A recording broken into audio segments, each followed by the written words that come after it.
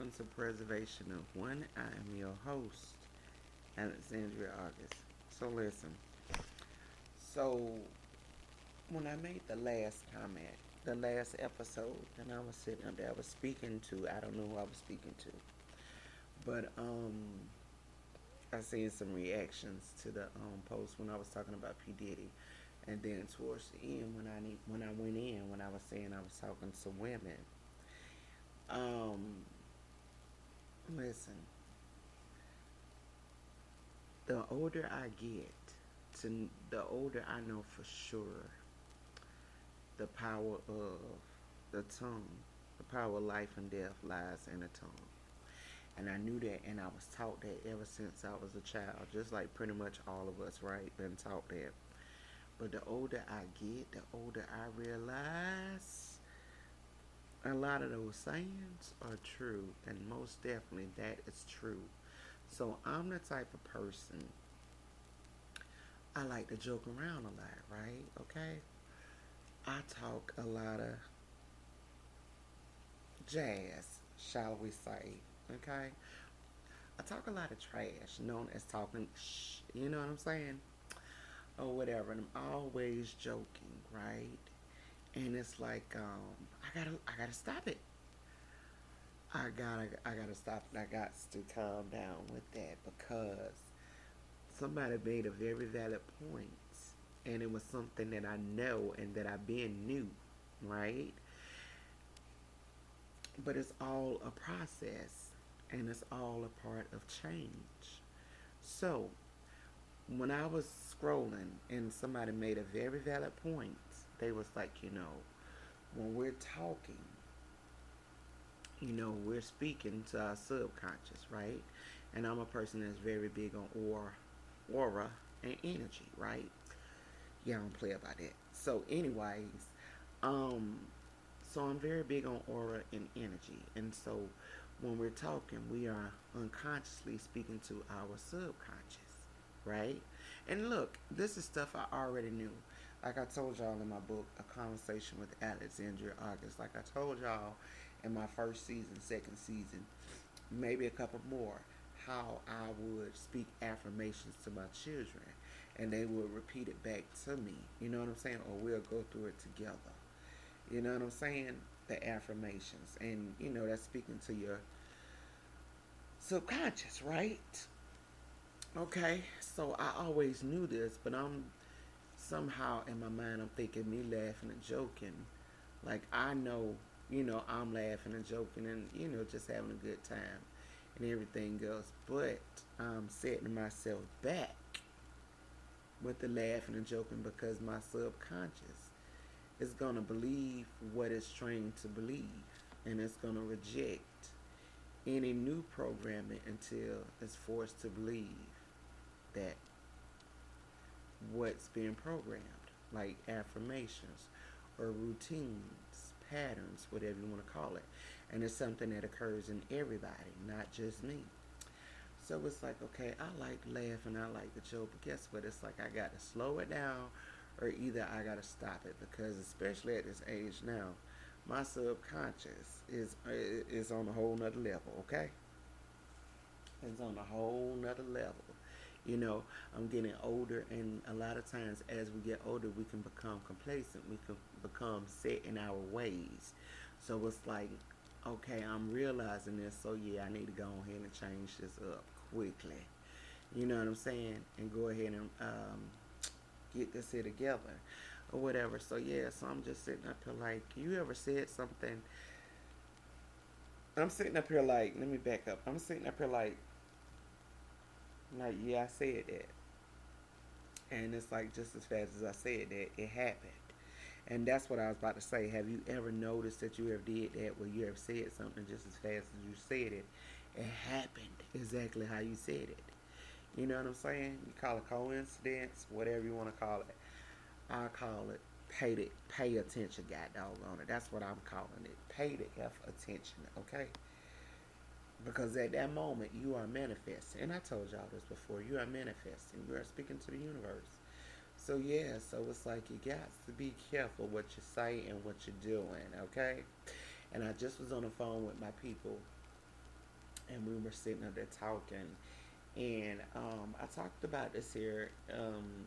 If I'm not mistaken, well, no, no, no, no. I talked about when you talk about certain people or when you move against certain people, like I told y'all what was a couple seasons back, when you go after spiritual people, and he was saying chosen ones, same thing, right? But when you go after, no, it's not. No, it's not. Chosen ones and spiritual people is not the same thing. But anyways, when you go after spiritual people, and if you go after chosen ones, you tend to get some type of backlash from that in your life. And that can form in any kind of doggone way. But I talked about it in my book when I was saying, and he was saying that his mother told him exactly what I said in my book, right? When I wrote in my book, these were things that I knew internally. It wasn't nothing that I made up. It wasn't, all of it was not stuff that I was taught. But it's just a lot of things. You know how internally sometimes you just know things, you know, and you just pay attention to patterns. And if you're a student of life, you're going to pay attention to a lot of stuff that a lot of people is not going to pay attention to. Okay? And there's plenty of people that are students of life. But anyway, I was saying, as a parent, you have to be careful what you do, because what you do, how you react to things, what you say, how you feeling when you're pregnant. You know what I'm saying? All these things play a pattern in your kid's life. You know, so it's like you got to be careful as any parent, mother, father. You got to be careful with what you do, because you don't want your karma to come back on your kids. And I explained the situation about a friend of mine going through things as far as with not having babies and things like that, because she felt like it was passed down to her from a relative, just things like that. So it's like you really want to be mindful every day or whatever, but we also need to have our devotion and prayers and whatever spiritual good rituals that you have every day. You know what I'm saying? Reading your Bible, that's a ritual every day. You're reading it every day. That's ritual prayers. That's like a ritual every day. You know what I'm saying? So it's not a bad thing. It's just you got to find your tune. You got to find what aligns you and what tunes you. And reading the Bible and praying to God and all that stuff is a beautiful thing. It's unmatchable. You know what I'm saying? Like seriously. So anyway, with saying that, yeah, so I was just saying, I was talking about that in my book, and I was like, how you can pass it down. And I was even talking about ways of breaking generational curses, right? But the good thing about it is, if you are a student of life, if you are actually paying attention, if you are more so a leader, shall I say, or have leader qualities, hell, and I feel like pretty much everybody got leader qualities. You just got to tap into them. But and what I mean by that, because you got some people that's just followers, and then you got some people that's just leaders. You know what I'm saying? They ain't marching to the beat of somebody else's drum. They marching to the beat of their own drum. Oh, okay. You know what I'm saying? However that may look. Um. So, um, I was saying that I was talking about generations, and I think that's in a sample part when you go to my book on any site. It gives you a sample of maybe like a couple, I know at least a few pages, multiple pages, and I think generations is in that as well. And it gives you either the whole thing or maybe like a preview of it. I'm not sure, but either way, you want to be careful, because you don't want to pass certain things down to your children, and you got to be mindful. However, if you are a pregnant woman, or even if you get pregnant later on down the line, be careful who you let around you and your energy. That is a very, very sensitive time for you on the energy level. You know what I'm saying? On karmatic levels, manifestations, everything, spiritual level, all that stuff is very, very important that you pay attention to who you let around you. At that time, who you let around you at that time, let me tell you something, these people here is off the chain. But I'm saying that to say this because if you, whatever you're feeling, your baby is feeling. You know what I'm saying? If you feeling uneasy, if you ain't comfortable, your baby uneasy. Your baby ain't comfortable. You know what I'm saying? And your baby know in your belly. You ever been around somebody? I know I have. You ever been around somebody and your baby just get into a dang on knot? Your baby be just as cool, calm, and collected, just as happy. Okay? And then you get around certain people, your whole god doggone stomach just start hurting. The baby in a knot, you know what I'm saying? And which you could be laying in bed and stuff like that.